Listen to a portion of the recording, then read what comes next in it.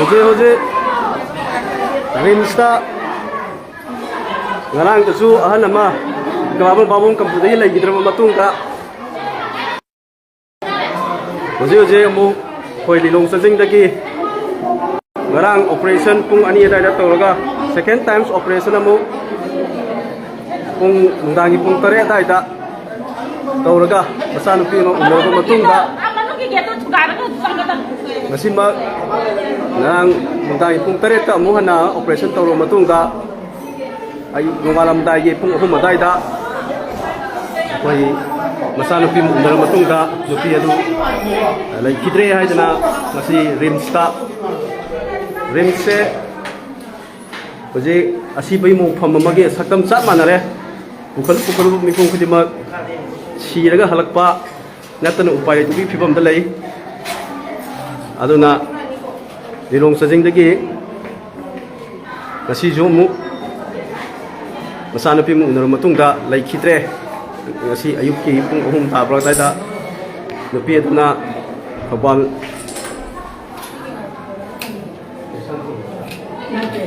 Alexander Muisigi wakari sajing Nanti nupi ki pokong di samun khobal saban tom dagi nupi duna adu ningol duna lai khitre adu gi ning ngasi irang ngasi tawjari bise अखोई इरांग सागनिंग दबनी सेंग हाइजरबदा करी process तौसाजी के हाइदुना सुमाय सुम इरांग सारा सारा लोइसन की अभी पोइसोक्ता लैबिना मरम मरगा मसिना पोसकसे सॉफ्टरोपिंग मसाम खगोय अदुना लैबिबा doctor सिंसु construction ले यंबियो लैगिद्रबे इमुंग दुनो कैम साम गदगे हाइसे खंजन मिनरगा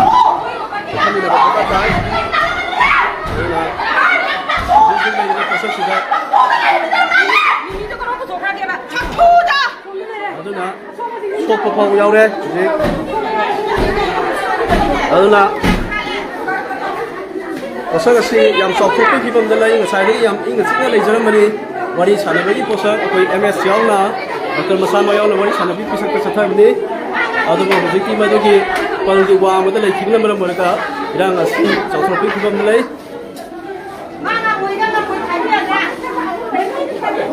aduna masigi posak asi hena sothopagi masa numit kudingi sibagi changsu hekla pramar moriga rimsta layang bagi sakam asi pamaktabai pibam dala ani government hospital ne yam section ne bigadra raja simulu sibigadra samoi seng ne bigadra haduna masida lakibani adu musi pibam dala kuni masi aduna layu posak sida ado lai kidra bagi mapura bidu silai jare asi ilong sajing awang lekai dagi sisibom gi niran togde mahaki boina bini ngasi ayuk malam dai pung hum sai lagi se aduna asa se sai dagi ing sikna kari tolsi ke kari tana jige na lagi mane adu pibam se usala pudagi irang ngasi sagat pa hokre lekai tana da maram moraga atu mo tabda lekai tana ram lagi si pibam tara moya na so pina jini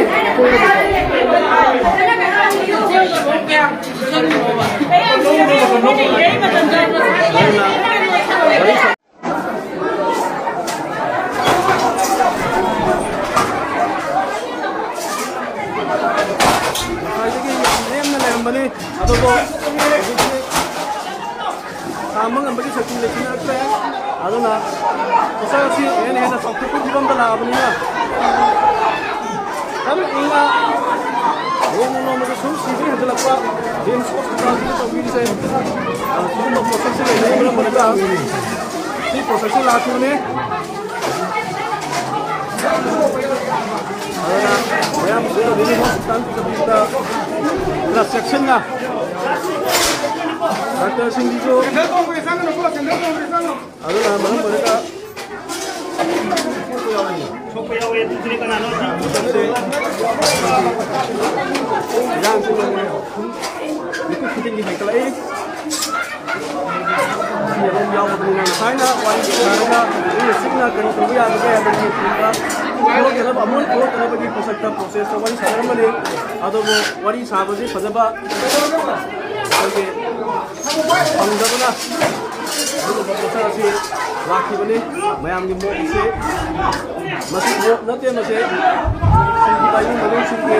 ꯑꯋꯥ ꯆꯩꯅꯥꯁꯤꯡ ꯑꯗꯨ ꯈꯥꯡꯕ ꯉꯝꯗꯕꯒꯤ ꯃꯁꯤꯒꯤ ꯄꯣꯠꯁꯛꯁꯤ ꯂꯥꯛꯈꯤꯕꯅꯤ ꯑꯗꯨꯅ ꯃꯌꯥꯝꯁꯨ ꯅꯨꯃꯤꯠ ꯈꯨꯗꯤꯡꯒꯤ ꯁꯤꯕꯒꯤ ꯉꯔꯥꯡꯗꯁꯨ ꯄꯥꯃꯣꯠ ꯇꯧꯕꯗꯒꯤ ꯑꯍꯜ ꯑꯃ ꯅꯪ ꯃꯔꯤ ꯅꯥꯏ ꯍꯥꯏꯗꯨꯅ ꯂꯥꯛꯑꯒ ꯀ꯭ꯔꯣꯅꯤꯛ ꯗꯤꯖꯤꯁꯅꯤ ꯍꯥꯏꯖꯤꯜꯂꯛꯇꯅ ꯁꯤꯈꯤꯕꯒꯤ ꯄꯣꯠꯁꯛꯁꯨ ꯉꯔꯥꯡꯁꯨ ꯂꯩꯈꯤꯕꯅꯤ ꯑꯗꯨꯅ ꯉꯁꯤꯁꯨ ꯅꯣꯡꯉꯥꯜꯂꯝꯗꯥꯏ ꯄꯨꯡ 6 ꯇꯥꯕ ꯁ꯭ꯋꯥꯏꯗ ꯑꯩꯒꯤ ꯏꯃꯥꯟꯅꯕꯒꯤ ꯂꯣꯏꯅꯕꯤ ꯇꯥꯕ ꯁ꯭ꯋꯥꯏꯗ ꯂꯩꯈꯤꯗꯕꯅꯤ ꯄꯣꯠꯁꯛꯁꯦ ꯂꯩꯇꯅꯕ ꯑꯃꯨꯛ ꯍꯟꯅ ꯃꯔꯤ ꯂꯩꯅꯕ ꯑꯣꯊꯣꯔꯤꯇꯤꯁꯤꯡꯅ ꯃꯤꯠꯌꯦꯡ ꯆꯪꯕꯤꯌꯨ ꯍꯥꯏꯗꯨꯅ